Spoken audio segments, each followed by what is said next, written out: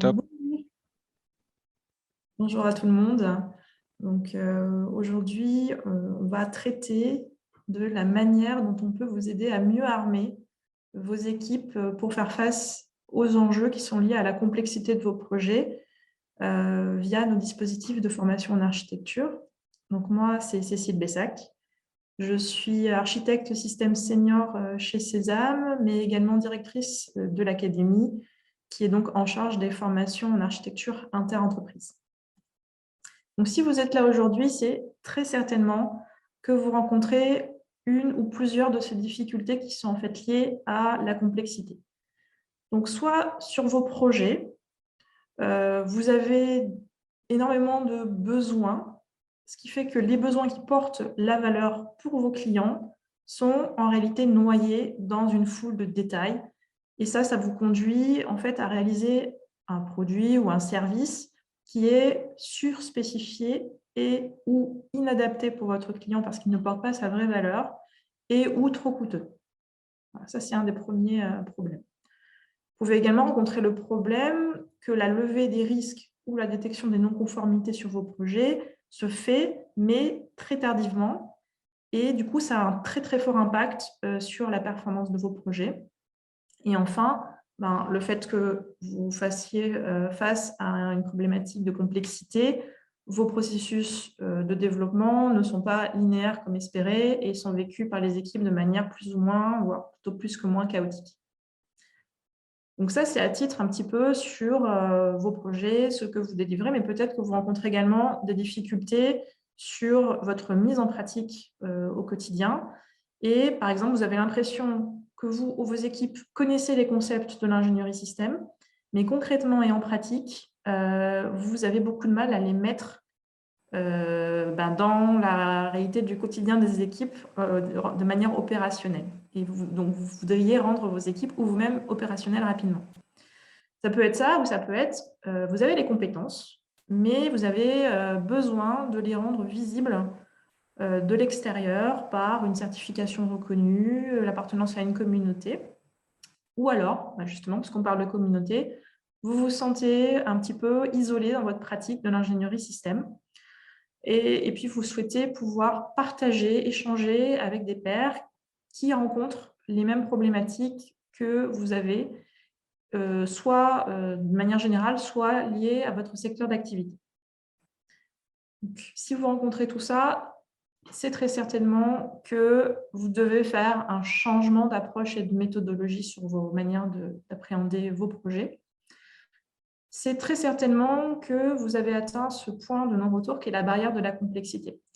Si on modélise, c'est ce que vous voyez à l'écran, l'effort nécessaire pour développer un système, que ce soit un système entreprise, un système technique, etc., et qu'on le relie à la complexité d'interfaçage du système, c'est-à-dire au nombre d'interfaces qu'il comporte, on voit que l'évolution est loin d'être linéaire, d'accord ?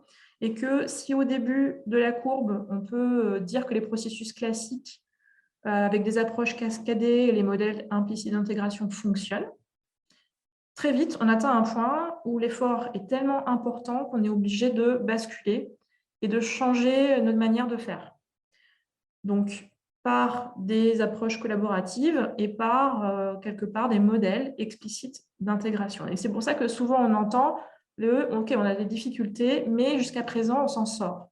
OK, jusqu'à présent, on s'en sort parce qu'on est en fait dans ce bas, on était en tout cas dans le bas de cette courbe où la complexité était gérable et malheureusement, on a basculé dans la partie rouge de la courbe où on a besoin de mettre en place des nouvelles manières de travailler. Donc concrètement, c'est quoi ces nouvelles manières de travailler ? Eh bien, en tout cas, nous, l'outil qu'on vous propose, c'est de mettre en place une démarche d'architecture qui permet de connecter les besoins de vos clients à la solution que vous lui proposez via un cadre qu'on appelle cadre d'architecture qui permet de tracer ce besoin vers la solution de manière structurée. Alors, nous, Sésame, on propose un cadre qui est composé de 3 visions ou 3 manières d'envisager le système. La première, c'est bien sûr ce qui porte la valeur, la vision de l'extérieur, pourquoi on fait le système, son environnement, les missions auxquelles répond le système. Et ensuite, on va lier ces missions et cet environnement à ce que va faire le système. Donc ça, c'est la vision fonctionnelle, pour derrière aller identifier les ressources concrètes qui permettent d'implémenter ces comportements, que ce soit par des composants techniques ou que ce soit par des ressources humaines. Et ça, c'est la dernière couche du comment. Donc, mise en place d'une démarche d'architecture structurée, et évidemment, cette structuration ne s'invente pas, elle s'apprend. Pour mettre en place tout ça, c'est bien de connaître la théorie, mais il faut aussi savoir que ça va reposer sur un rôle essentiel qui est le rôle de l'architecte système. Alors, que fait, je dis rôle parce que ça peut être une personne, mais ça peut être une équipe. Que fait cet architecte système? Eh bien, en fait, ça va être lui qui va porter à la fois l'intégration du produit pouvant s'entendre au sens service et entreprise également. C'est-à-dire que ce produit qui résulte de l'intégration de plusieurs sous-produits est bien sûr la résultante de la maîtrise de toutes les interfaces entre ces sous-produits. Et donc, c'est lui qui va assurer la cohérence technique de ces interfaces. Mais du coup, comme derrière chacun de ces éléments du système, il y a des personnes, des responsables. Donc là, dans l'exemple, on a mis responsable mécanique, électronique, etc. Mais on pourrait aussi parler de responsable de clients, etc. Eh bien, c'est lui qui va assurer en fait la convergence de l'ensemble de ces acteurs sur une même vision, qui est ce qu'on va délivrer au client et la valeur qu'on va produire. D'accord ? Et donc, on voit bien que ces deux dimensions vont nécessiter à la fois une connaissance technique, méthodologique également, et une connaissance ou des aptitudes de facilitation et plus humaines. C'est pour ça que c'est un rôle clé, mais souvent compliqué à implémenter dans une entreprise. Il est également souvent compliqué d'identifier et de faire monter en compétence ces personnes, du fait de cette double casquette. Alors nous, Sésame, pourquoi finalement, aujourd'hui, on vous parle d'architecture? En quoi est-ce qu'on est légitime à vous parler de ça? Donc déjà, nous sommes une société de conseil et de formation dont les compétences sont listées ici. On fait l'architecture de produits complexes, l'architecture d'entreprise, la transformation d'organisation et de systèmes d'information. On met également en place des méthodes de travail autour de la collaboration et de l'ingénierie système itérative. On a également développé tout un parcours autour de l'architecture en lien avec l'agilité à l'échelle. Et puis, comment utiliser l'architecture sur les lignes de produits. Et ça, donc, on le fait soit en conseil, on va venir conseiller des entreprises sur la manière de mettre ça en œuvre, soit en expertise ciblée, ou alors tout simplement, on va coacher les équipes de manière opérationnelle, venir les former. Et on a également tout un rôle d'animation d'une communauté d'architectes, c'est-à-dire tous les gens qui rencontrent ces problématiques que je viens de vous citer. On est à peu près une équipe de 40 personnes qui génère un chiffre d'affaires de 6 millions d'euros sur 3 sites, en France, Paris, Toulouse, et on a également un bureau à Shanghai. Pour la petite histoire, Sésame est en fait une spin-off issue de l'école polytechnique, puisque son fondateur, Daniel Krob, était à la tête de la chaire des systèmes complexes de l'école polytechnique. Et d'ailleurs, Incosi Philo, je crois que c'est le seul Incosi Philo français, c'est pour ça qu'on a mis Incosi dans nos partenariats, puisque notre cadre est complètement et 100% en accord avec ce qui est proposé par l'Incosi. Voilà, donc notre méthode, au jour d'aujourd'hui, ça représente à peu près 10 000 professionnels qui ont été formés autour du globe, dont à peu près 1000 certifiés au niveau senior. Je vais vous en parler juste après des différents niveaux de certification. On anime donc une communauté qui s'appelle Sésame Community, dont Christophe pourra peut-être vous parler, parce que c'est lui un petit peu le community manager. Et on organise de nombreux événements, CSDM, l'Architecture Day, Entreprise Architecture Day, EAD, des soirées thématiques, etc. Et d'ailleurs, en décembre, on va organiser un système Architecture Day. Je ne me trompe pas, j'espère, Christophe, c'est le 16 décembre, où c'est quelque part une journée où les architectes vont venir parler aux architectes et partager tout un plein de cas d'utilisation et de bonnes pratiques. Si vous voulez vous renseigner sur le cadre Sésame, sachez qu'il n'y a rien de caché ni de secret. On a mis à disposition de la communauté et des autres personnes qui ne font pas partie de la communauté un pocket guide en anglais qui reprend tous les éléments du cadre, qui est complètement compatible donc, de ce qui est ce qui est mis en avant par l'INCOSY et puis historiquement par la NASA. Ne vous inquiétez pas pour l'adresse du lien pour le télécharger si vous ne l'avez pas déjà. Ce sera disponible dans le replay de ce webinaire, dans la page où vous pourrez accéder au replay. Nos clients, ceux qu'on accompagne, je vous ai dit, par du conseil, de l'expertise, de la formation, etc. Donc, vous voyez, ils sont répartis sur plusieurs secteurs d'activité. Il y a l'aéronautique, on accompagne Airbus, Safran, également la Comac, et le secteur automobile avec le Renault, PSA, Valeo, ça c'est un peu notre cœur historique. Et puis, on s'est développé pour accompagner de grandes sociétés dans l'énergie et la distribution comme EDF, Framatome, Schneider, Ariane Group, le côté défense, côté construction, Bouygues, Otis, Somfy, le groupe ADP également, côté électronique, télécom, robotique. Donc, on a IDEMIA, avec qui on travaille bien, Huawei, FIV, SoftBank Robotics, mais également du côté du secteur public et de l'innovation, avec la DGAC, Systemix et puis l'État également. Et puis, on a mis à droite des secteurs qui sont un peu plus secondaires, on va dire, mais existants, avec le ferroviaire, Alstom, la santé, Oriba, enfin, je ne vais pas tous vous les lire, ils sont déjà nombreux à nous avoir fait confiance. Et finalement, cette population montre que le cadre qu'on propose est applicable à tout type de système et doit être envisagé pour tout type de système, comme des systèmes techniques. Là, je vous présente un avion, mais ça peut être une centrale nucléaire, ça peut être plein de choses, dans leur ensemble, ou des systèmes qui sont embarqués dans d'autres systèmes. Par exemple, ça peut être le cas de systèmes ADAS dans des véhicules, des systèmes répartis, on va dire, comme des systèmes de communication, des systèmes plutôt de type informatique, avec des systèmes d'information, des systèmes d'exploitation, mais également des systèmes organisationnels. Ça peut être le cas d'entreprise qu'on peut tout à fait modéliser en utilisant le cadre système, des systèmes de production, enfin, je ne les ai pas tous cités, mais vous voyez, le panel est large en fait. Et du coup, pour, je vous l'ai dit, mettre en place ce rôle d'architecte, qui est un petit peu le rôle clé de la mise en place de notre démarche d'architecture, il va aller falloir chercher une personne qui a un profil vraiment particulier, qui vient de s'afficher à l'écran, où vous voyez sur la partie jaune en haut à droite, quelqu'un qui a des fortes compétences, certes, en ingénierie système, qui est capable de modéliser, de mettre en place de l'architecture collaborative, de prendre en compte la safety, la vérification, la validation, toute l'ingénierie des besoins et des exigences. D'accord ? Qui a également un fort background technique. Okay, donc ça, c'est pas Sésame qui va lui apporter. C'est quelqu'un qui doit être un petit peu expérimenté déjà et avoir un fort background scientifique, une expérience opérationnelle, technique.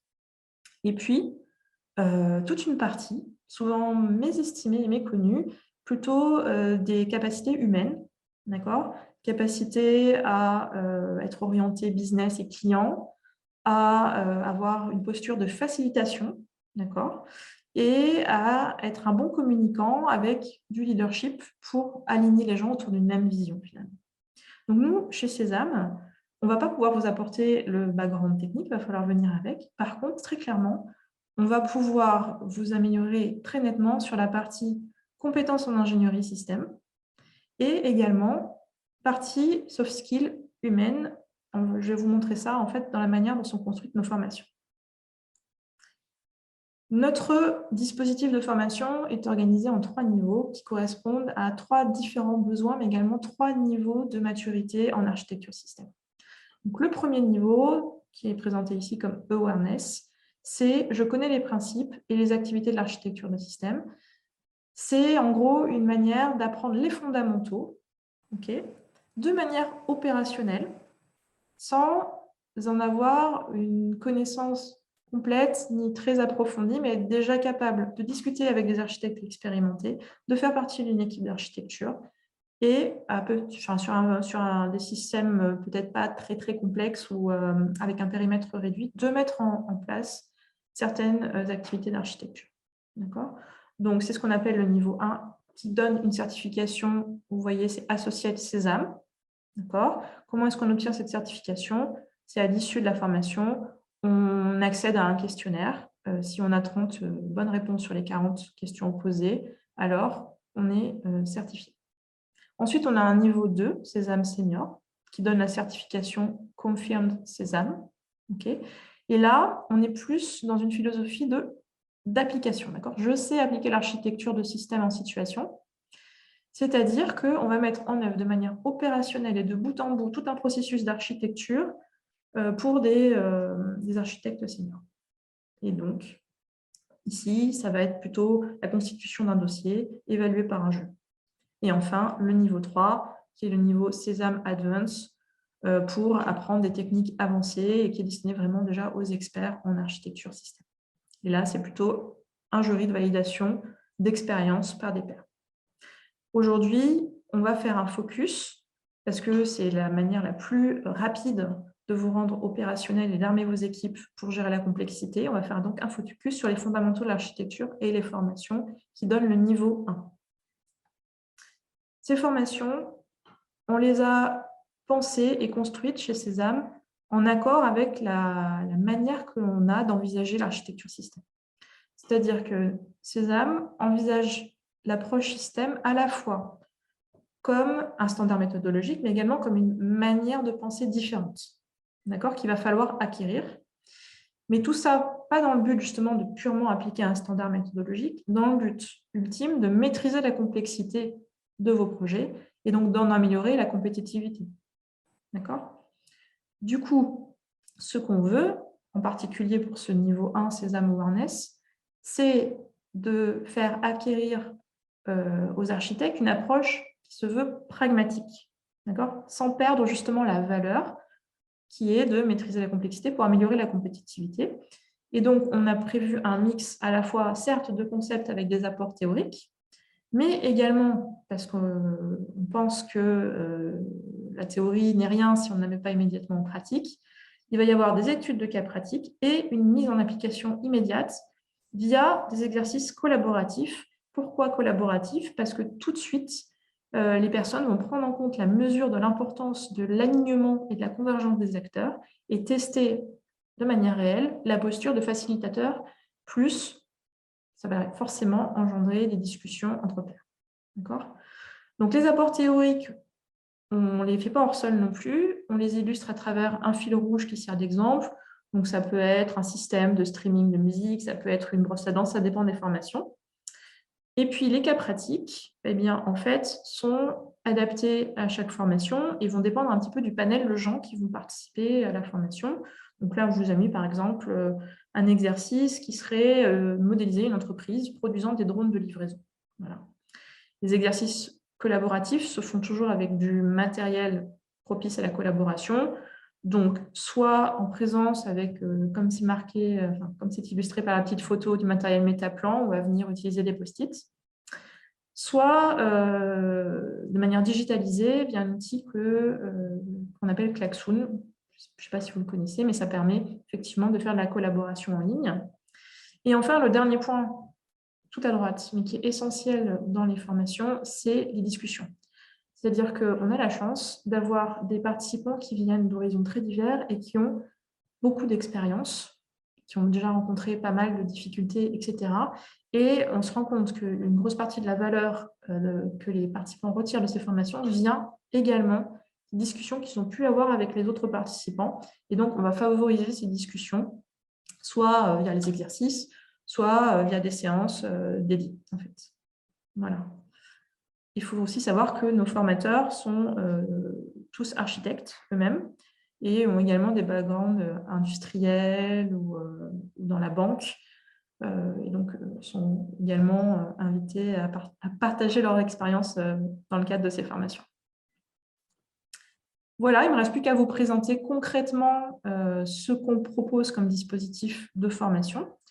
Donc là, j'ai pris le choix de les décomposer en 2 volets, mais ça fait un tout pour moi. Il y a effectivement les formations dites cœur qui vont poser les fondamentaux en architecture. Donc, ces formations, elles ont vraiment pour ambition de donner aux participants des notions qui sont solides et pérennes en architecture pour qu'ils puissent mieux gérer, en sortant de ces formations et de manière opérationnelle, des projets complexes de développement, soit de produits industriels, soit de systèmes d'information, etc. Il y a la partie architecture système, où on va présenter plutôt côté système technique les grands principes de l'architecture pour mettre en œuvre cette démarche système au sein des organisations. Et puis le volet entreprise, là, on va plutôt comprendre l'approche architecture d'entreprise, même si le cadre méthodologique reste le même. Mais en fait, les exemples sont instanciés et quelques notions sont quand même un peu différenciées entre ces 2 formations. Et la dernière formation, c'est la formation ligne de produit, où en fait, on va expliquer comment utiliser toutes ces démarches d'architecture pour mettre en œuvre une démarche d'architecture modulaire. Donc d'abord, on va comprendre les enjeux liés que sous-tend la mise en place d'une ligne de produit, les impacts et la mise en œuvre pratique avec tout un processus de mise en œuvre pratique qui est exposé sur les 2 jours de la formation. Les 2 premières formations sont sur 3 jours. Cette formation en ligne de produit est sur 2 jours. Donc ça, c'est vraiment les bases, quelque part, de notre dispositif. Et ensuite, on a des modules d'approfondissement qui vont venir cibler certaines particularités du processus d'architecture avec la partie capture de besoins, comment rendre plus efficace tout le processus d'analyse de l'environnement et de captation des besoins, comment comprendre les besoins qui ont plus de valeur, les prioriser, en améliorer la maturité, etc. Et qui se couple bien sûr avec un autre module d'ingénierie collaborative, c'est, OK, on parle de convergence, de collaboration, comment concrètement on met en place toutes ces techniques de collaboration dans le métier de l'architecte. Ensuite, on a des modules qui sont liés à des typologies de systèmes un peu particuliers. Par exemple, on a un module dédié à l'architecture de systèmes embarqués. Je vous ai parlé tout à l'heure, par exemple, des ADAS dans les systèmes véhicules. Et puis, des architectures de systèmes de systèmes. Et enfin, on a tout un volet en fait, pour comprendre comment mettre en œuvre en fait, l'architecture au service de la stratégie et de la performance des entreprises, avec un module sur, quelque part, comment faire fonctionner architecture et agilité dans l'industrie et comment monter des projets innovants en lien avec l'architecture. Voilà, j'en ai fini avec la présentation des enjeux liés à la complexité, des outils dont vous avez besoin quelque part pour mieux armer vos équipes et puis la réponse qu'on se propose d'y amener chez Sésame. Maintenant, je suis ouverte à la réponse de toutes vos questions si vous en avez.